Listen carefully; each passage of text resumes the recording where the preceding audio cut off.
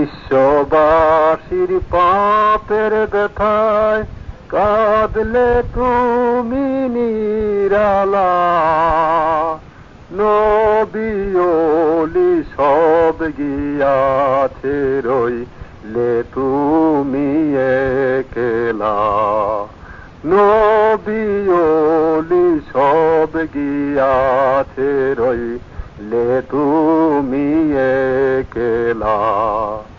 কেউ দেখে না কেউ বুঝে না করে যে কত হেলা, সব জামানার শেষে তুমি এলে গো সন্ধ্যা বেলায়।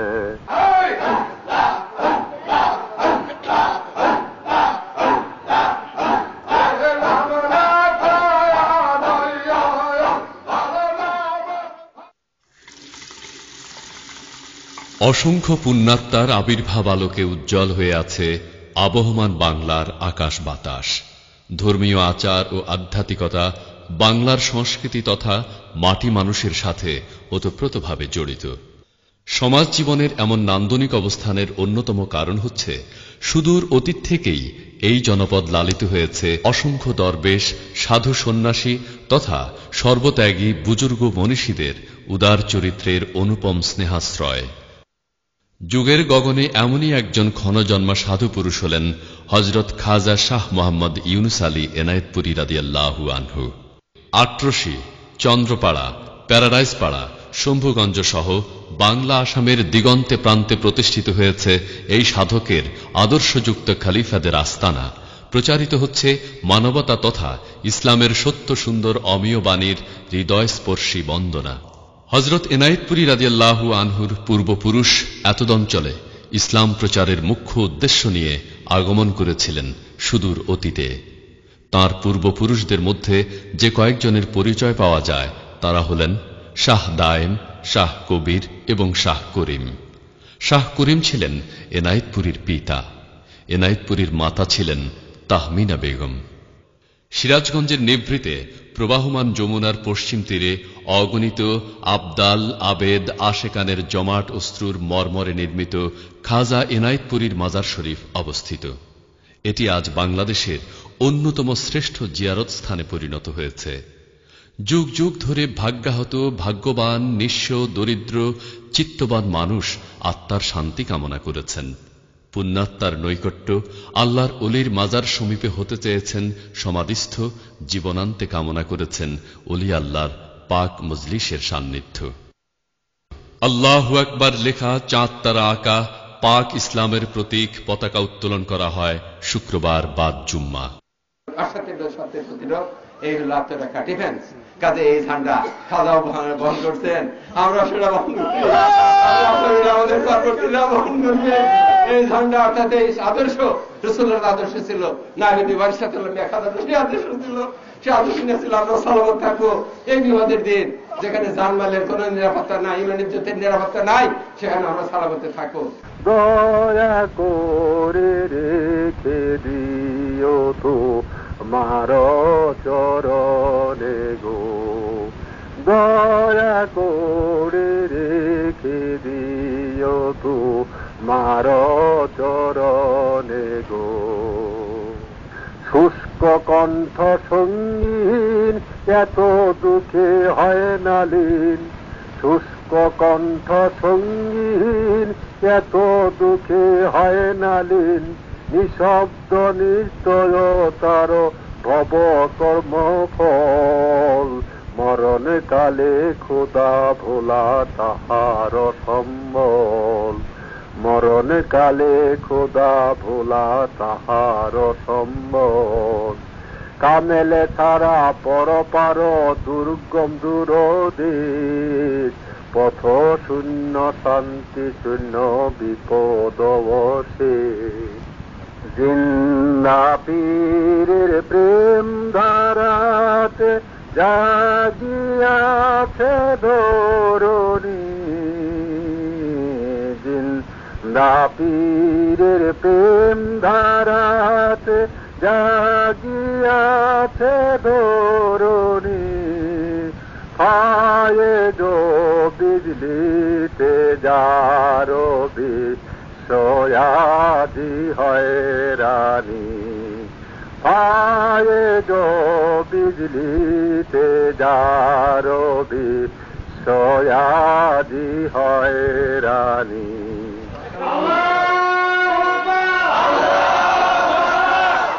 পবিত্র কোরআনে আল্লাহ পাক বলেছেন, হে মুহাম্মদ, তোমার হাতে হাতে যারা বয়াত হইল তাহারা আমার হাতেই বয়াত হইল এবং আমার কুদরতি হাত তাহার হাতের উপর রহিল। অতঃপর যে বয়াতের অঙ্গীকার রক্ষা করিল সে লাভবান হইল এবং যে উহা ভঙ্গ করিল সে নিজেই ক্ষতিগ্রস্ত হইল। এই আয়াতের ভিত্তিতেই ইসলাম জাহানে বয়াত তথা মুরিদ প্রথার সূত্রপাত হয়। বহু তরিকার মধ্যে নকশবন্দি মুজাদ্দেদিয়া তরিকাই সমধিক প্রসিদ্ধি লাভ করেছে। এই তরিকা যেন একটি সোনার শিকল। হযরত মুহাম্মদ মুস্তাফা সাল্লাল্লাহু আলাইহি ওয়াসাল্লাম হতে এনায়েতপুরী পর্যন্ত ৩৪ জন আধ্যাত্মিক ব্যক্তির সমন্বয়ে এই তরিকার অবকাঠামো গঠিত। অন্য তরিকার সাধকগণ সাধনার শেষে যা প্রাপ্ত হন, এই তরিকার সাধকগণ প্রথমেই তা অর্জন করে থাকেন। মুজাদ্দেদি আল ফেসানা রাদিয়াল্লাহু আনহু পূর্ব পাঞ্জাব ভারত, বাহাউদ্দিন নকশবন্দি সমরকান্দ রাশিয়া, ইমাম গাজ্জালি খোরাসান ইরান, সুফি ফতে আলী সৈয়দ ওয়াজিদ আলী কলকাতা, খাজা এনায়েতপুরী প্রমুখ এই তরিকার গুরুত্বপূর্ণ ব্যক্তিত্ব। হাদিস মতে মানুষ মরে গেলে তার ভালো এবং খারাপ সব রকম আমল বন্ধ হয়ে যায়। তখন যদি পৃথিবীবাসী কেউ তার জন্য আল্লাহর নিকট ক্ষমা প্রার্থনা করে এবং তার জন্য সওয়াব পাঠায় ও সেটা তার নিকট পৌঁছে, তবে তা তার নিকট পৃথিবীতে সঞ্চিত সম্পদের চেয়েও অধিক উপকারী। তাই এই দরবার শরীফে ওরস মাহফিল তথা সারা বছরই পরলোকগত সমস্ত মুসলমানের জন্য রুহে সওয়াব পৌঁছানোর এক অনুপম বিধানমালা চালু আছে। সকলে জিন্দা বাবার কদম মোবারক ধরে ভয় এবং আশা নিয়ে আজিজির গলায় গামছা বেঁধে সকলে বলে আল্লাহুম্মা আমিন।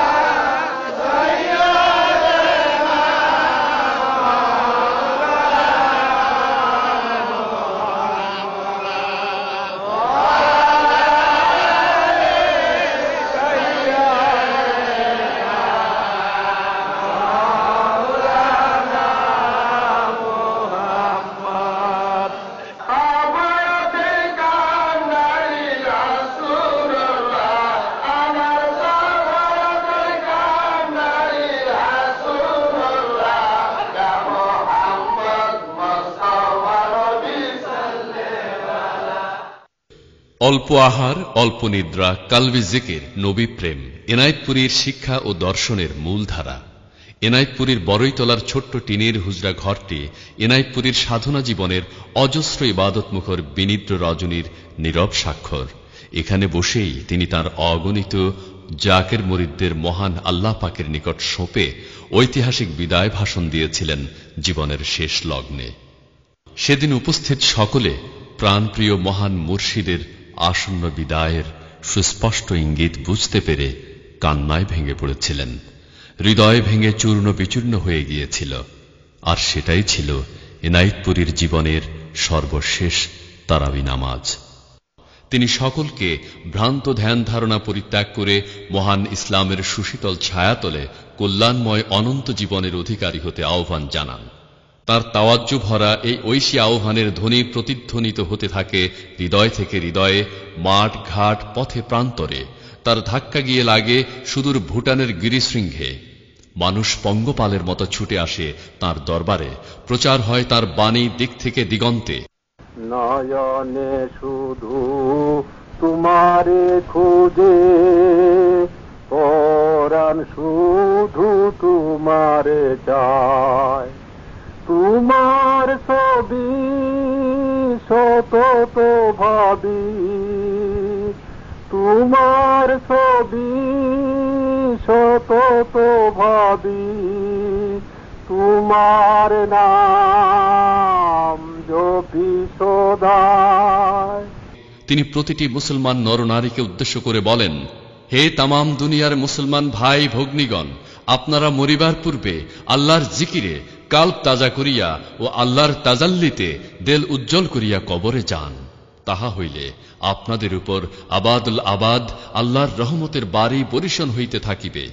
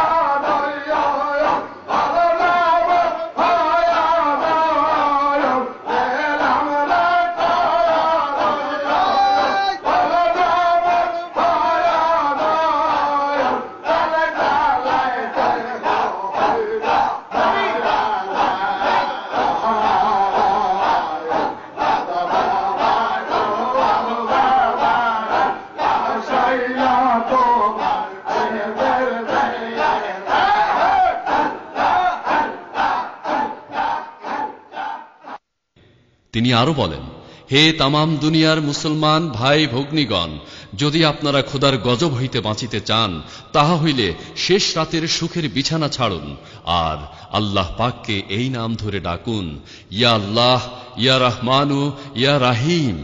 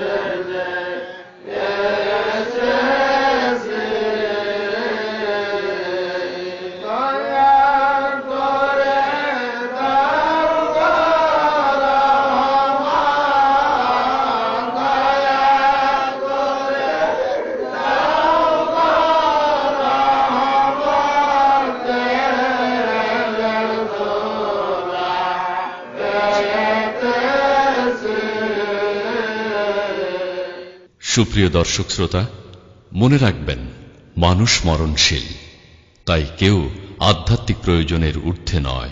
পবিত্র কোরআনে আল্লাহ পাক বলেন, তোমরা আল্লাহকে ভয় করো যেমন ভয় করা উচিত, আর পরিপূর্ণ মুসলমান না হয়ে মৃত্যুবরণ করিও না। তাই এনায়েতপুরী রাদিয়াল্লাহু আনহু প্রত্যেক মুসলমান নরনারীকে সতর্কতার সঙ্গে বলেছেন, আপনারা আল্লাহর জিকিরে কাল্ব তাজা করিয়া তবেই কবরে যান।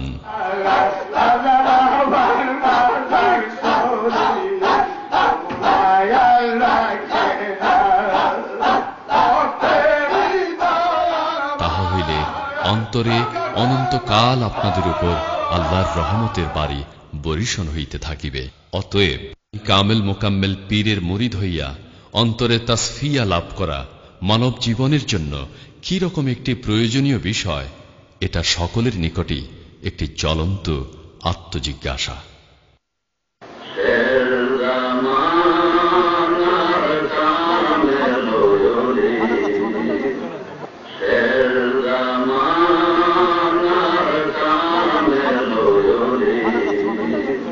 তুমি কাঁদো বইলা কাঁদে নয় তো কাঁদে না,